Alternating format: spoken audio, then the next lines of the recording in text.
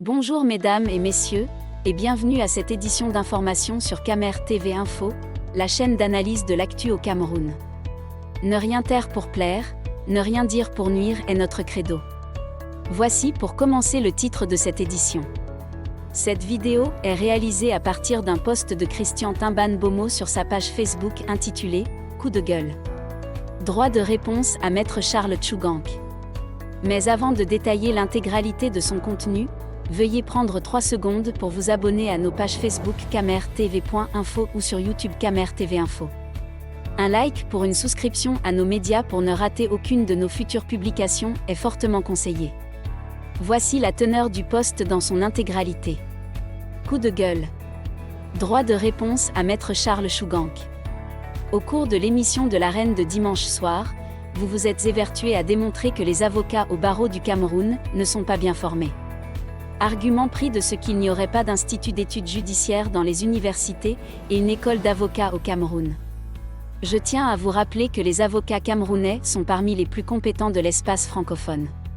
Je le dis parce que j'ai le grand avantage de voir passer ici à Paris, les avocats de plusieurs nationalités dont des confrères camerounais. Les avocats camerounais sont très futés, plaident bien et surtout très assis dans la connaissance juridique pure. Ils font partie de la classe sociale la mieux formée du Cameroun.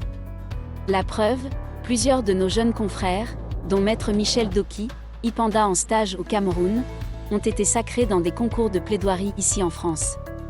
De quelles compétences parlez-vous quand vous suivez des jeunes avocats comme Maître Roland Diéhou, manier avec aisance la rhétorique et le droit? Et Dieu seul sait, s'ils sont nombreux ces confrères camerounais formés en cabinet avec autant de talent et de prégnance.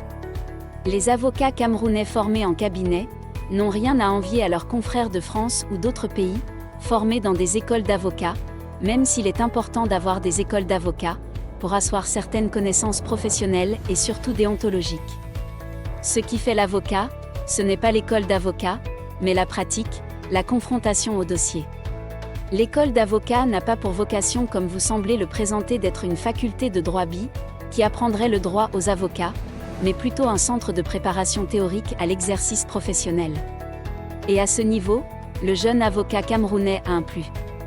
Dès sa prestation de serment comme avocat stagiaire, il est lancé dans l'arène. Il porte la robe et commence à plaider tout seul les dossiers devant les juridictions. Ce qui n'est pas possible pour les élèves avocats dans un pays comme la France, qui ne portent même pas de robe durant leur formation. À la fin de son stage, le jeune avocat camerounais a déjà 2 bonnes années d'exercice professionnel au compteur. Il est déjà suffisamment aguerri pour défendre et porter seul son cabinet. Ce que n'aura pas connu le jeune avocat d'un barreau français, qui durant un stage en cabinet de 6 mois, n'aura véritablement pas pris la main.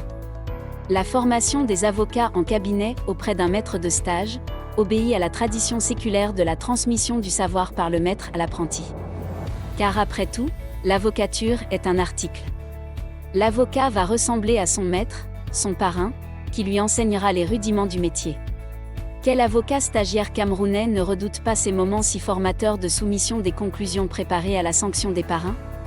Tout y passe, vérification des fautes, de style et de raisonnement juridique. Les plus grands avocats français, ceux de la vieille garde et dont la renommée est si grande dans le monde, ont été exactement formés comme les avocats camerounais de nos jours. Verge, Wog, Badinter, Stasi, Soulé-la-Rivière, n'ont pas été dans des écoles d'avocats, légiféré en France, seulement en 1971, et devenu effectif à partir de 1980, même si le barreau de Paris s'était déjà doté d'un semblant d'institut de formation en 1965. Chers confrères, les problèmes auxquels sont souvent confrontés les jeunes avocats camerounais, et même leurs parrains sont simplement d'ordre conjoncturel, la précarité. Rien à voir avec leur formation. D'où certains manquements professionnels observés en termes d'éthique pour ceux qui n'ont pas cette force de résistance à la difficulté. Bien évidemment, pour certains la cupidité et le manque de vocation est à l'origine de leur déviance. Car ne mesurant pas l'ampleur du sens du sacerdoce, et ayant souvent cru que la profession d'avocat est un refuge pour chercheurs d'emploi. Et c'est là, la responsabilité de l'ordre qui doit pouvoir trouver les voies et moyens pour améliorer la condition sociale du jeune avocat.